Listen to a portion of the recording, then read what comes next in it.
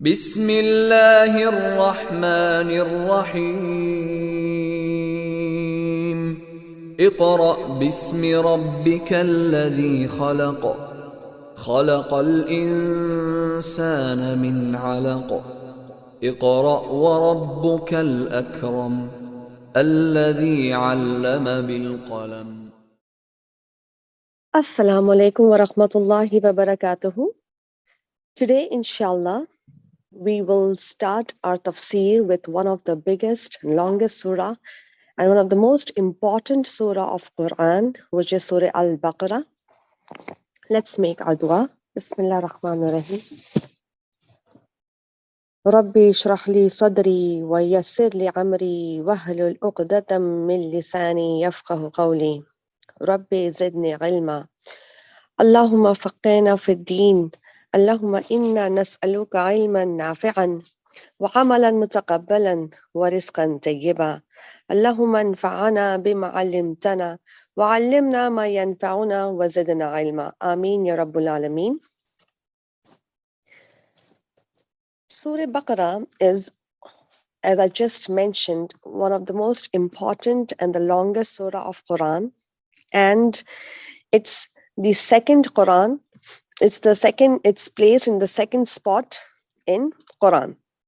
Now let's see the important hadiths that come to support how important Surah Baqarah is and why we should memorize and try to have Surah Baqarah or a part of Surah Baqarah in our hearts. Let's see all the hadiths that emphasize the importance of Surah Baqarah. So, Abu Hurairah radiallahu anhu said that Prophet ﷺ said, "Do not turn your houses in graves. Verily, shaitan does not enter the house where Surah Baqarah is recited." The second hadith is Abdullah bin Masud said, "Shaitan flees from the house where Surah Baqarah is recited." Sahal bin Sa'ad radiallahu anhu said that Prophet ﷺ said, "Everything has a hump or a peak, and Surah Baqarah is the high peak of Quran. Whoever recites Surah Baqarah at night in his house, Shaitan will not enter in his house for 3 nights. And whoever recites it during the day, then Shaitan will not enter the house for 3 days." Subhanallah. Prophet ﷺ sent an expedition force comprising of many Sahabas and asked each and every Sahaba what they have memorized in Quran. And the youngest of Sahabas, the youngest of all of them, he has memorized Surah Baqarah. So Prophet ﷺ made him the commander of the army. Now there's another hadith which says, one of the chieftain of the tribe said, "By Allah, I did not learn Surah Baqarah for fear I would not be able to implement it." Because it's one of the longest surahs. It goes almost 2.5 juz. So he was fearing that, it's 286 ayats. Will it be possible for him to act on all those ayats? So Prophet ﷺ told him, "Learn Quran and recite it as the example of whoever learns the Quran, recites and acts on it is like a bag full of musk." Musk is the scent, whose scents fill the air. And the example of whoever learns the Quran, someone who has memorized the Quran but he doesn't recite it, who has Quran in his memory but he keeps to himself and he's lazy to recite the Quran, is like a bag that has musk, which is like full of the scent again, but is closed tight. The Prophet ﷺ also said, "Learn Surah Baqarah and Ali Imran." So Ali Imran is the surah immediately after Surah Baqarah in the Musaf, and it is almost 1.5 juz, exactly half of Surah Baqarah, because they are 2 lights and they shade their people on the day of judgment, just as 2 clouds shade, or 2 lines of flying birds shade the people. And this hadith is in Ibn Majah. Also, he said, read the Quran, it will intercede on behalf of its people on the day of judgment. And especially read two lights, Prophet ﷺ said, which is Surah Baqarah and Al Imran, because in having it, there is blessing. In ignoring it, there is sorrow. And sorcerers cannot memorize it. All right.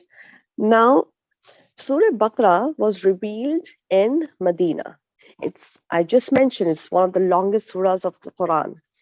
And its revelation started from the beginning of the Meccan phase and continued to last till the very end of the Madani phase. It was revealed over a period of 9 long years, and the bulk of it came down after the Hijrah. All right. So it's the longest surah. It was revealed over a period of 9 years, and the bulk of it came during the Medina phase. And we will also learn what was the situation of Medina when Surah Baqarah was revealed. What was the society? How was the society? What were the kinds of people who were living in Medina? And what were the lives and times of those situations and those time when the Prophet ﷺ was living in Medina? So everything we are going to study bit by bit while we do the tafsir of this most important surah of Quran, one of the longest surah as well. And then let's see the theme or the motive. Now, whenever there is a story or whenever there is a lesson to be learned, there is a theme or a motive that we can extract from the story. Similarly, Surah Baqarah, as it's one of the longest surah, there is a theme of this surah as well. So let's see what's the theme. Now, the motive of the surah is to prove that religion of Islam, of Prophet ﷺ, is the continuation of previous revelations. And it is the final and perfect revelation to mankind. It proves that Islam was revealed to Prophet ﷺ, and the same Islam, all right, the same Islam was revealed to Musa alayhi salam and Isa alayhi salam and all the prophets that came before them. Now, what does Surah Baqarah has? It has laws. Okay, it's telling what to do, what not to do, what is halal, what is haram. How do you act in a situation? How do you act when a divorce is taking place? What do you do before nikah? You shouldn't drink alcohol, how to perform salah, everything. So it has laws, theology, it has legal rulings, and it mentions each and every arkan from Tawheed, Salah, Zakah, fasting, Ramadan. It talks about Ramadan too, Hajj. Basically, it covers the whole ibadah, all right? Rituals. And then, because rituals are something, ibadah is something that you can see, all right? Now, it also talks about the hidden element, which is the iman. Iman in your heart, iman in our hearts. It talks about the iman, and also, most importantly, one of the worst spiritual disease a person can have in his heart, which can corrupt his heart, which is called hypocrisy. So one has to monitor his heart or her heart, whether they have this disease, which is hypocrisy, and whether this disease is apparent or hidden in their heart. It's called nifaq in Arabic. And there are two kinds of nifaq, major nifaq and minor nifaq. So it talks about people, Surah Baqarah talks about people who tell they are Muslims, okay? They say that they are Muslims by their tongues, but in their heart, they are not. In their heart, they are actually friends with the pagans, with the mushriks, with the Jews, and they secretly plot against the Muslims. All right? So it talks about three categories of mankind. First, the believers. All right, today's ayats that we are going to learn, ayat from number 1 to 5, it talks about the believers, and then the non-believers, and lastly, it talks about the hypocrites. Now, let's see, why is it talking about non-believers and hypocrites, and who are the non-believers? So in the category of non-believers, we have the pagans, the mushriks, people who do idol worship, and also the Jews, because they never accepted Prophet ﷺ as their prophet. So they never accepted his prophethood.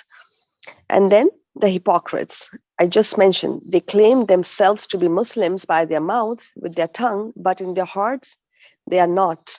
In their hearts, they don't believe in Prophet ﷺ. They actually want to put him down, and they secretly plot and plan against the enemies of Muslims to disunite, to belittle the Muslims. All right.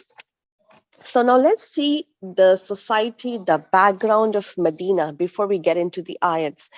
What it was and how it was. What was the situation? What was the life and times with the Prophet ﷺ? What were the Sahabas? And basically, what was the society like? So the primary audience of Prophet ﷺ, which he had in Medina, were the Ansars. Now, the Ansar was a tribe, all right, and then it had two sub-tribes. It had the Aus and the Khazraj. And then, along with the Ansars, the Jews also lived in Medina. And these Jews, they had a civilization. They had a holy book, which was the Torah. They built huge, strong fortresses. They could read and write. So they were considered at a higher level because they could read and write. They had civilization, they had money, they had power, they had businesses.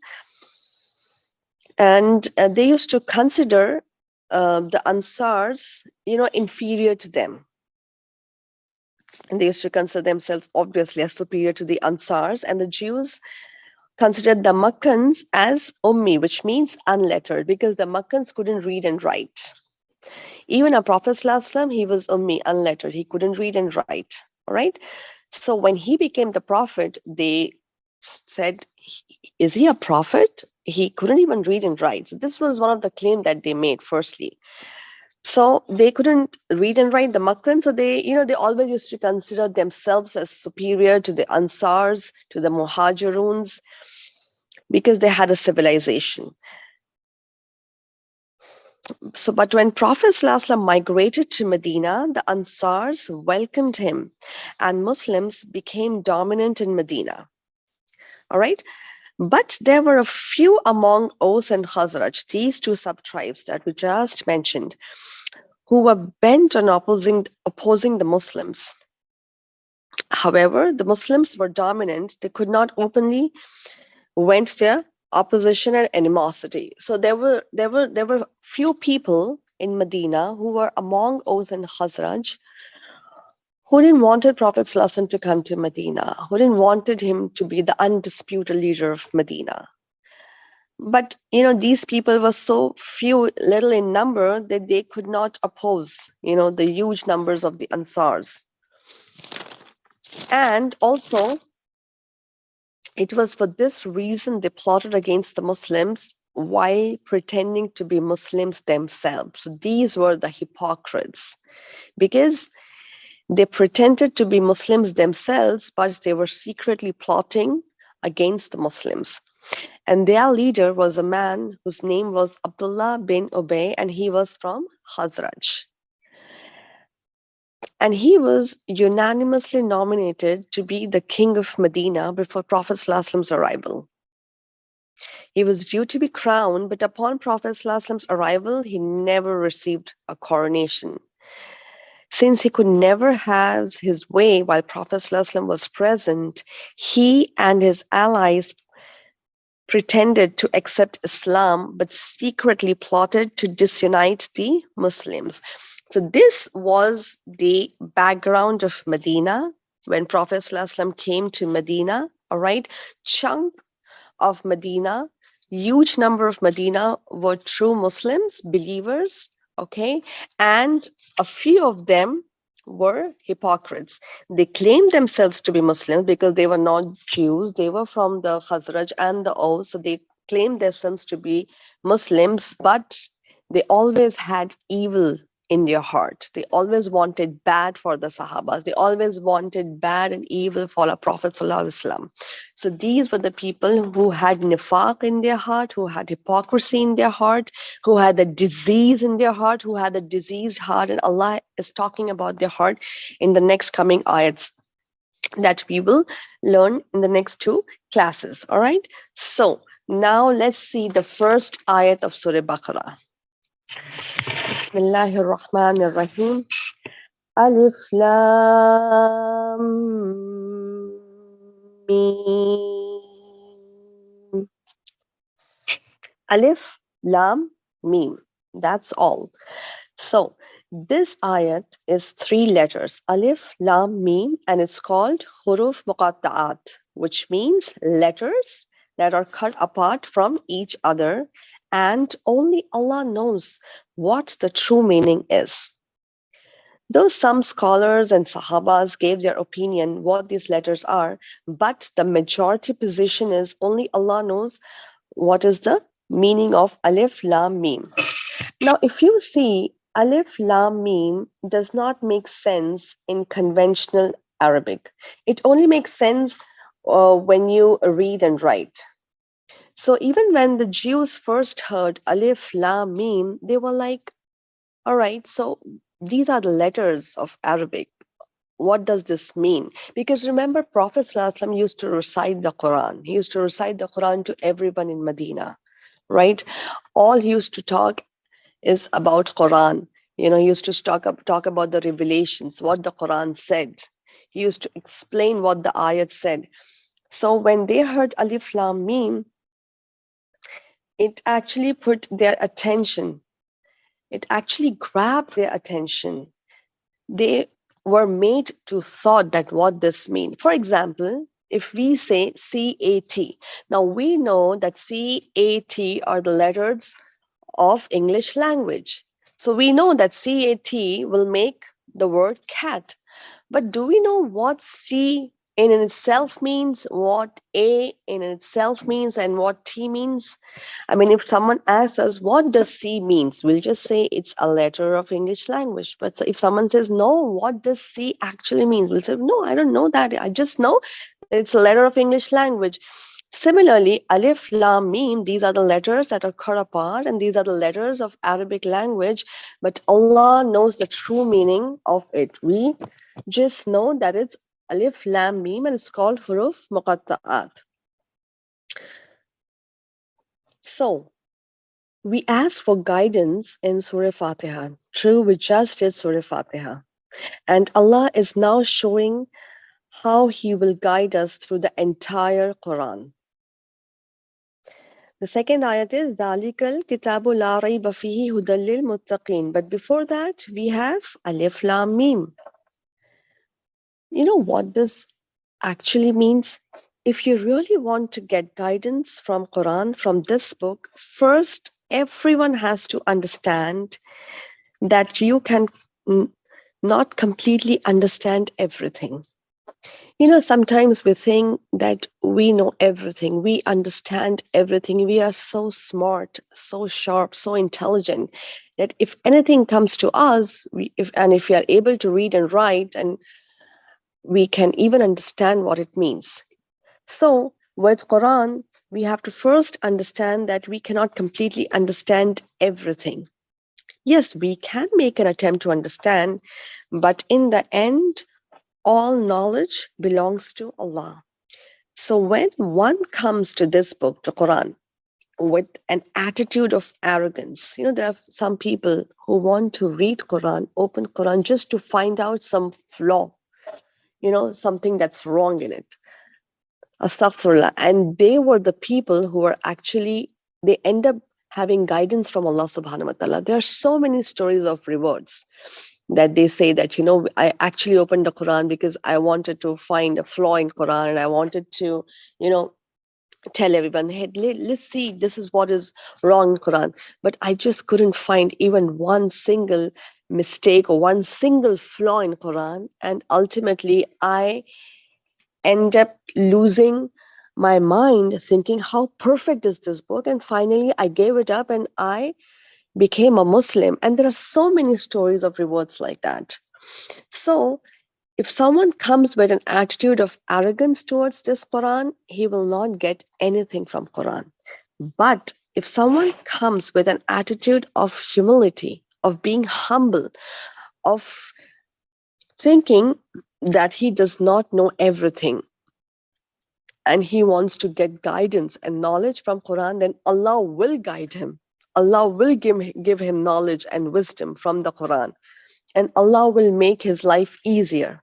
And Allah will help him to walk on the straight path. So it all depends on the attitude of a person, how he wants to approach Quran, how he wants to come towards Quran. We should all make dua that Allah make me humble. You have the knowledge. You are Al-Alim. You know everything. I know nothing. I know nothing even about myself. We do not know about ourselves. Allah knows everything about ourselves, what's going to happen with us. So we have to come with an attitude of being humble and thinking we are nothing and Allah is everything and He's the most knowledgeable. If we come with this attitude towards Quran, then we are going to actually fulfill the purpose of a life, purpose of reading the Quran, which is guidance, which is hidayah that Allah talks about in the next coming ayats. So, Alif Lam Mim, this placement of the ayat, the first opening of the ayat of Surah Baqarah is to first get in check our intelligence and everything, our arrogance to put in place. We have to put in place everything that we think we are too good, we are too intelligent. We have to get our arrogance and intelligence in our place. And then Prophet ﷺ said, Amanna bihi kullu min indi rabbina. We believe in it, all of it, clear and unclear verse, everything is from Allah. So whether we understand a verse clearly or whether it's a mutashabiha, whether we do not understand it, Alif Lam Mim, huruf muqatta'at, these are just letters. We do not understand it completely, but we still say yes, it is from Allah, and I do not know what it truly means. I do not know everything about these words, these letters. Allah knows about it. All right, so Alif Lam Mim. This even got the Jews in check, their intelligence was put in place. They were made to think that why is this book starting with Alif Lam Mim? Why is this surah starting with Alif Lam Mim? Right? So this is because Allah's infinite wisdom, we do not know anything about it. Allah is the most intelligent being. Allah is the most wise being. Allah is everything. So this is from Allah and we accept it. Now the next ayat, ayat 2, which says, ذَلِكَ الْكِتَابُ لَا رَيْبَ فِيهِ هُدًى لِلْمُتَّقِينَ.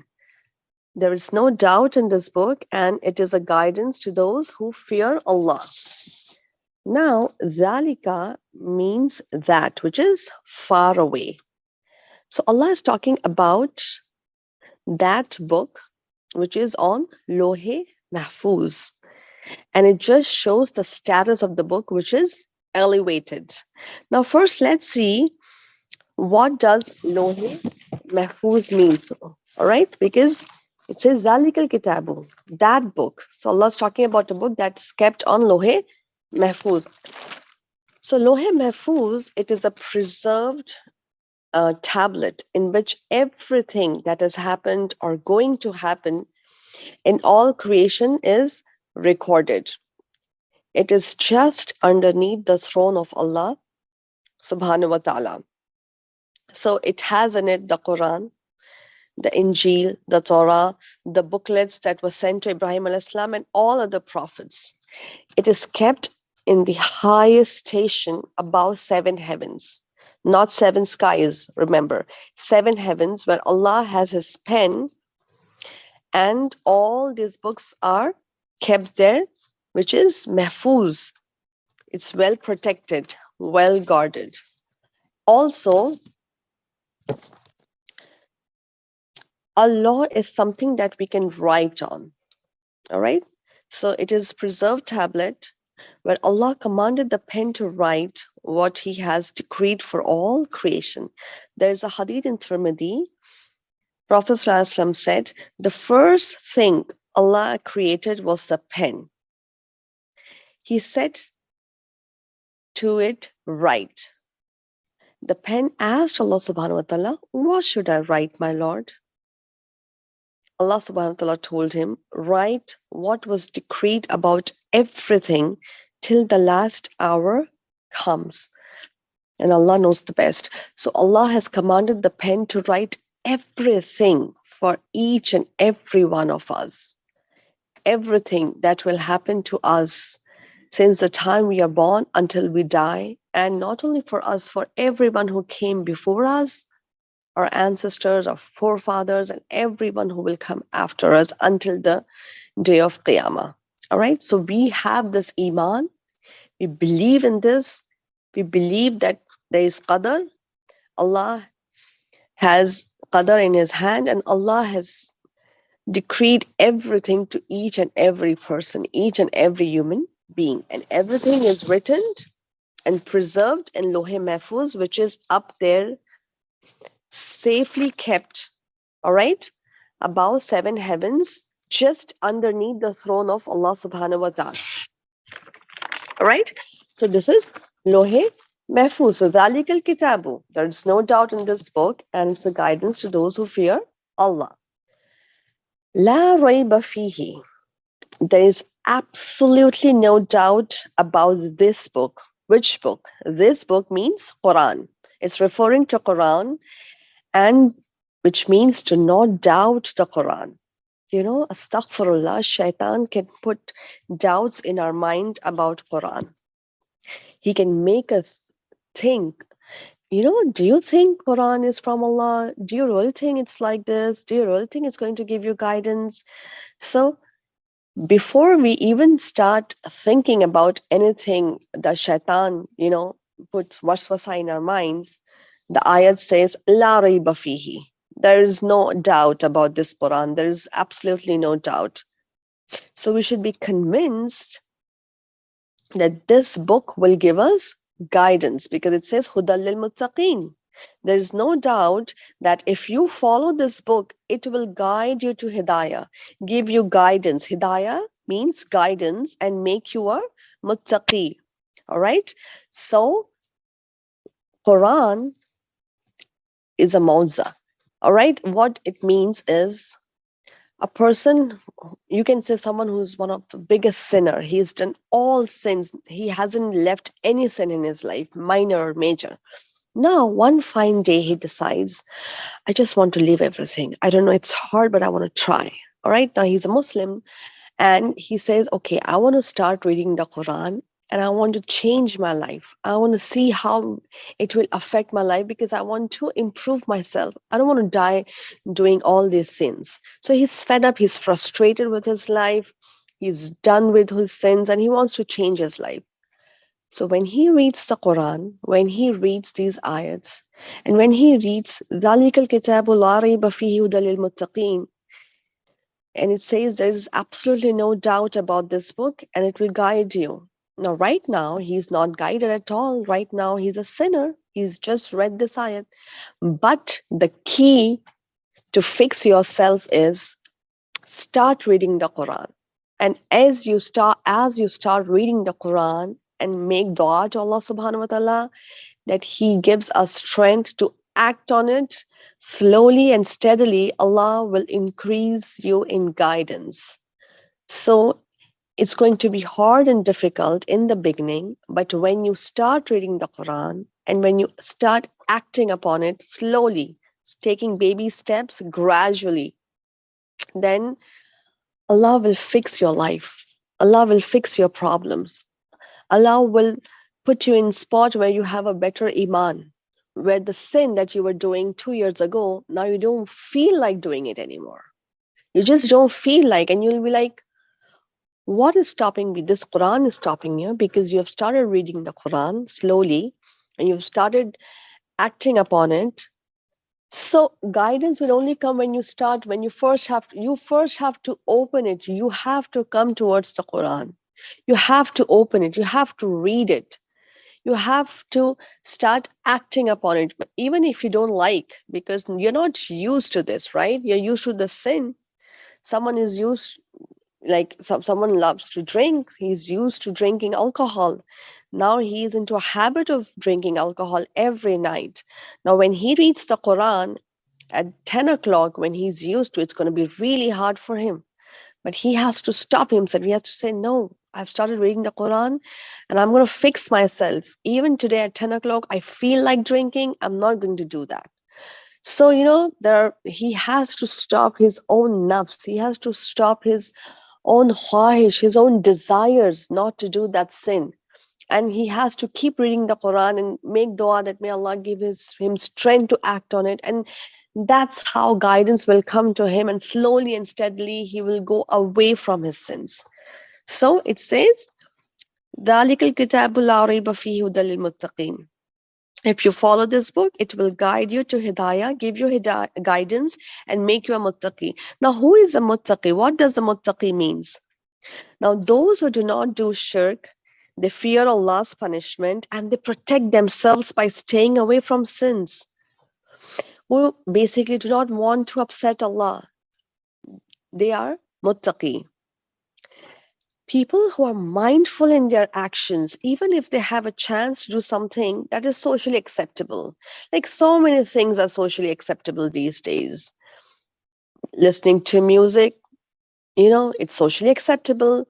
Dealing in interest, yes, indeed, of course, it's socially acceptable. Not wearing a scarf or hijab, it's socially acceptable. So even if these things are socially acceptable, a muttaqi will not do it because he knows what's right and what's wrong. He knows what Allah has commanded him to do. So they want to stay away from sins. They want to stop themselves from doing anything that will disappoint Allah. And Quran is a guidance to all mankind. It's a guidance to everyone, whoever reads it. And especially, it's beneficial to those who fear Allah because they will give importance to it, to reading it, and pay heed to its advice. So people who are muttaqi, when they read Quran, they will give special importance to it. And they will be very serious when Quran advises them about anything. And they will not be in delusion or deviated. So one has to make dua that may Allah makes him a muttaqi, because the qualities of muttaqi will end up him, inshallah, in Jannah. It's hard, but eventually, slowly and steadily, when a person follows the Quran, reads, acts upon it, and makes dua continuously, Allah makes easy for him, to follow Quran. Allah makes it easy for him to live life the way Allah has commanded a Muslim to live his life. But initially, it's going to be hard. The key to is consistency, to keep following it. Even if you trip, even if you fall, you got to come back. You have to get up and start working on the straight path. That's muttaqi. All right. Eventually, Allah will increase in guidance, and slowly and steadily, we will see that, we have become a much better person, a much better Muslim, inshallah. Now, ayat number 3, it says, الذين يؤمنون بالغيب ويقيمون الصلاة ومما رزقناهم ينفقون. Those who believe in the unseen and pray and spend from the money we have given them. So the first quality of the people of taqwa, people who fear Allah, who are muttaqi, one who is a muttaqi is believe in the unseen. So even before salah and even before zakah or before any other ritual, all right, before any other ibadah, Allah is mentioning the first quality of the people of taqwa, people who fear Allah, who love Allah, who are called muttaqeen, is they believe in the unseen. So they believe in everything that Allah has told them, which is the unseen. They believe in angels. They believe that, yes, Jibreel al-Islam exists. He's there. he who used to bring revelation to our Prophet Sallallahu Alaihi Wasallam. They believe in Israel alayhi salam, who is the angel of death. They believe in Munkar Nakir, who are the two angels who will question us in our qabr, in our grave. They believe in Israfil alayhi salam, who is the angel holding the trumpet, right? And he will blow the trumpet where Allah tells him to blow. Muttaqeen people, they also believe in Malik, and he is the doorkeeper or gatekeeper of Jahannam. So they believe in all the angels, all right? And they believe in Akhirah, they believe in life after death. Most importantly, they believe in life after death, because you will learn in Surah Mu'minun that there is a conversation between Allah subhanahu wa ta'ala and the people of Jahannam. They used to believe in Allah, but they didn't used to believe that there is going to be life after death, hereafter. When the prophets used to come and tell them that, you are going to die and then you are going to be resurrected, they used to laugh, scoff, and mock their prophets and say, really? Are you talking that we are going to die and then we are going to be resurrected? And we'll be questioned in front of Allah subhanahu wa ta'ala. You're just making up stories. It's called asatirul awwalin. You're just making stories like people before us have made. So believing in the unseen has a few categories, which is believing in angels, believing in the akhirah, okay, life after that, believing in the day of judgment, believing that there is a Jahannam, there is a Jannah, and also believing in all prophets that have come, and also believing in Qadr. All right, Qadr, that Allah has written for a person everything since the time he's born till the time he's going to die. And there's going to be a day of judgment, and Qiyamah is going to come. So the first quality of the people of taqwa is to believe in the unseen. They believe in everything that Allah and Prophet ﷺ has mentioned about past and future, even though they have never witnessed them. Now, we have never witnessed any of the prophets, but we believe, because we believe that there were prophets who were sent down. Our Prophet ﷺ was the last prophet. He was called Rahmatul lil Alameen. And we believe in everything that is unseen. And remember, Iman, belief is only acceptable when one believes in the unseen. On the day of judgment, the belief of the non-believers will not be accepted, because everything will be before their eyes. On the day of judgment, the mushriks, the kafirs, everyone would see, they would see everything. So now Allah will tell them, today, even if you say you believe in me, you believe in the angels, I'm not going to take it. I'm not going to accept it from you, because you've actually seen everything with your own eyes. The curtains have been raised up and you are able to see. You should have believed this in the world when you were alive in dunya, that there is Allah, there is day of judgment, there are angels, there is going to be an akhirah, there is going to be Jahannam and Jannah. Right now, after seeing everything, you say, yes, we believe. So no, this is not acceptable. So remember, Iman, which is belief, is only acceptable when one believes in the unseen. All right? And then the second part of the ayat, وَيُقِيمُونَ الصَّلَاةَ. The second quality of the believer is to establish salah, which is prayer. So it's a given that if you are a muttaqi, you are praying 5 times a day. Now today, everyone makes a big deal if a Muslim prays 5 times a day. If you're getting married, if you're getting nikah, this quality is highlighted. Subhanallah, the boy prays 5 times a day. Alhamdulillah, yes, this is the basic. If you say you are a muttaqi, a person who fears Allah, a person who is a Muslim, then this is the basic. You have to pray 5 times a day. And it says, وَيُقِيمُونَ الصَّلَاةَ, which means a muttaqi will focus and concentrate deeply in his salah and perform it with humility. Now, for example, if Zohar is 1:30 p.m., a muttaqi, it says, وَيُقِيمُونَ الصَّلَاةَ actually means a muttaqi will plan. He will see that what time Zohar starts. So it's 1:30. Now he'll be preparing himself for his salah. At 1, he'll be very cautious that, okay, the salah time is coming. And then he would be thinking that, okay, right now I have to make wudu, I have to keep aside everything, every dunya stuff that I'm supposed to do. I'm going to focus on my salah. If he knows Quran, if he has memorized Quran, he can also go and review the ayahs that he's going to read in his salah. And that's going to actually bring khushu. People want khushu in their salah. And how is that going to come? Which comes in this category, yuqimuna salata. They have to prepare themselves for salah. They have to be cautious about their time.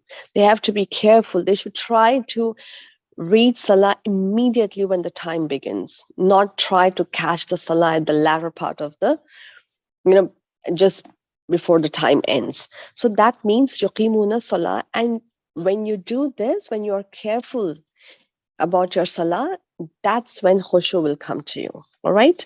And then it says, وَمِمَّا رَزَقْنَاهُمْ يُنْفِقُونَ. The third quality of a muttaqi is to spend from the money what Allah has given him. So it's not his own money anyway, though he might be deluded from the shaitan to think, shaitan comes and he makes us think that, this is your hard earned money. And you have worked so many hours to get this paycheck. You have worked for 40 hours, you have worked for 2 weeks to just earn this. And you actually want to give this money for the sake of Allah, all of it, or maybe half of it, or 1/3 of it. Just give a little bit. So, Shaitan knows how to play games with our minds. So we think it's hard earned money and we have earned it. But the money belongs to Allah. Everything belongs to Allah. Even our hard earned money belongs to Allah. So it says that people who spend for the sake of Allah, and these are the qualities of the people who are muttaqun. So firstly, believing in the unseen, most importantly. Secondly, it talks about the rituals, which is the two highest physical forms and financial forms of worship mentioned. And these are the salah and the zakah. So Allah, from ayat number 1 to 5, Allah is emphasizing what are the qualities of muttaqi, people who fear Allah, people who have taqwa. And these are the people who will be successful in the akhirah. Now let's see ayat number 4. وَالَّذِينَ يُؤْمِنُونَ بِمَا أُنزِلَ إِلَيْكَ وَمَا أُنزِلَ مِن قَبْلِكَ وَبِالْآخِرَةِ هُمْ يُوقِنُونَ. And those who believe what is revealed to you, which is Prophet ﷺ, and that was revealed before you, again, Prophet ﷺ, which is the Torah and the Injil, and they believe in the hereafter, which is the day of the judgment. So now in this ayat number 4, 3 qualities. So first we learn who is a muttaqi. All right. And now 3 qualities of muttaqi, which is believing in Allah. All right. Which is believe in unseen, because we haven't seen Allah. So believe in Allah means believe in everything which is unseen, which is Tawheed. And then believe in prophethood, which is believing in the Risala, the prophethood of Prophet ﷺ. And the third quality of muttaqi is believe in day of judgment, which is akhirah. Now, these are most important qualities of a muttaqi, because these are the qualities which will distinguish you from being a righteous, a true believer, which is Tawheed, Risala, and Akhirah. It's very important. May Allah give us the tawfiq to follow this. May Allah give us the strength to not sway from the Surat al-Mustaqim. Very important, because shaitan will come and he will play games with our mind, and he will say, have you really seen Akhirah? Does it really exist? Come on, this is life. Enjoy, work hard, party hard. That's the goal of everyone. That's what everyone wants. But you know what? They end up having sorrow, sadness in their heart. No one is going to come up and say to anyone, I feel very sad, I feel very sorrow. But you know what? When you listen to shaitan, the waswasas of shaitan, and when you sway from the right track, when you don't follow what Prophet ﷺ and Allah has told you to do, eventually you will lose the happiness, you will lose the contentment of your heart. And the theme of Surah Baqarah is it's talking about people who have contentment of heart, the Muslims, and people who do not have the contentment of, because later on we're going to study about Bani Israel and the mistakes that they did. And the first thing they lost because of all the sins and evil they did is sukoon qalb, which is contentment of heart.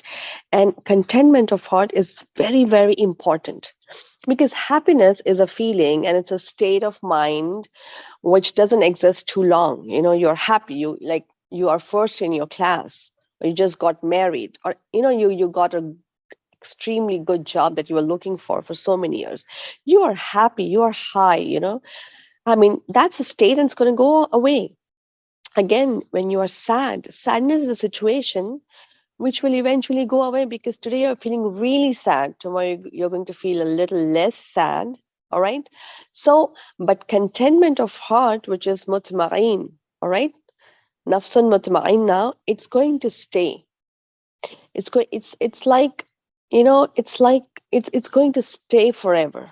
Even if you're happy or whenever you are sad, if you have this contentment, the happiness will not make you go crazy, and even the sadness will not pull you down and depress you and make you unproductive. It will put you in a spot where you are stable. Every time you are stable, you have your mind working, you have your mind functioning, and you're productive. All right. Being productive, a Muslim should be very cautious of his time, and he should be productive. He should be making a note whether he has put something good today in his bag of deeds. All right. So nafsul mutmainna is very important, and it will only come with Quran. It will only come when you follow the life and style of Prophet ﷺ and what Allah has commanded a person to do.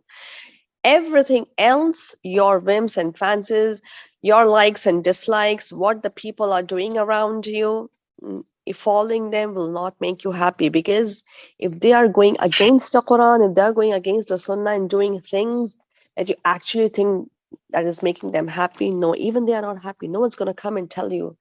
But only following Allah and following His commands and the life of our Prophet ﷺ will make a person happy, and it will eventually give him a contentment of heart. All right. So the last ayat for today, ayat number 5, which is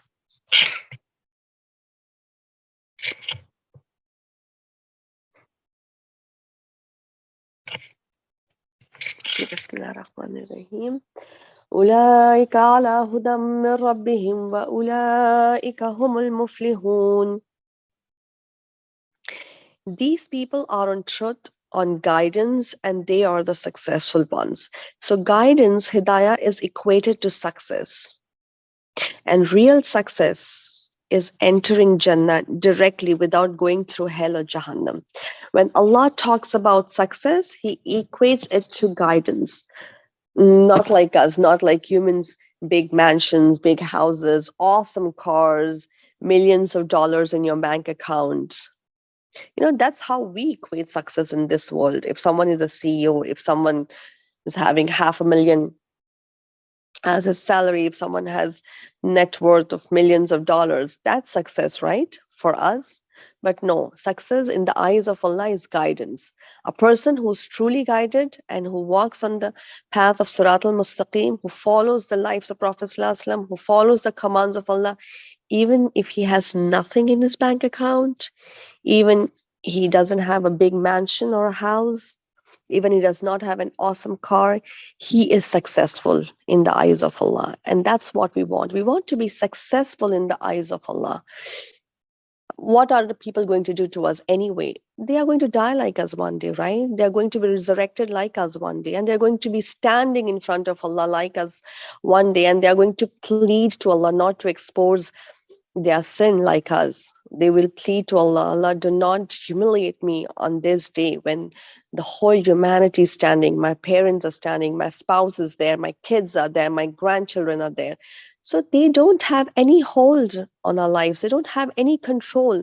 Why are we worried about them? Why do we want to impress them? Are they going to save us from the wrath of Allah on the day of judgment?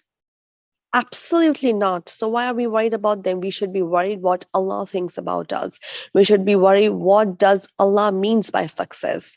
And we should be changing our definition of success. Muslims, we should be changing our definition of success, because the success that we think is not true success. There is an ayat in Al Imran, and it's one of the most beautiful ayat, and I love that ayat, which says, Kullu nafsin zaiqatul maut. All of us have to die one day, right? Each and every one, each and every soul will taste death. Kullu nafsin zaiqatul maut. And then the ayat says, Wa innama tuwaffawna ujurakum yawmal qiyamah. And surely and truly you will be repaid in full on the day of judgment, which means, we do so many good things, so many nice things, and we don't get recognition. People do not appreciate us. We do so much sacrifices, and we expect that someone should at least say thank you. That's the minimum someone can do. But people don't say that, and we are sad that our hard work has got unnoticed. So Allah says, definitely that's going to happen in this dunya, because wa innama tuwaffawna ujurakum yawmal qiyamah, you will be only paid in full on the day of judgment. So each and every action deed that you did in this world and you thought it was wasted, unrecognized, Allah will recognize it on the day of judgment. Only on that day it will be recognized. So only this part of the ayat, which is like a part of the ayat, gives so much sukoon. Like, that's fine. If no one acknowledges what you've done, inshallah, on the day of judgment, Allah is going to acknowledge it. And then the ayat continues saying, فَمَنْ زُحْزِحَ عَنِ النَّارِ وَأُدْخِلَ الْجَنَّةَ فَقَدْ فَازَ. A person whose face is taken away from the fire of hell and he's put in Jannah, that's true success. Here, the definition of success comes, what Allah says. That real success is when on the day of judgment, Allah tells you to enter Jahannam, enter Jannah the first time.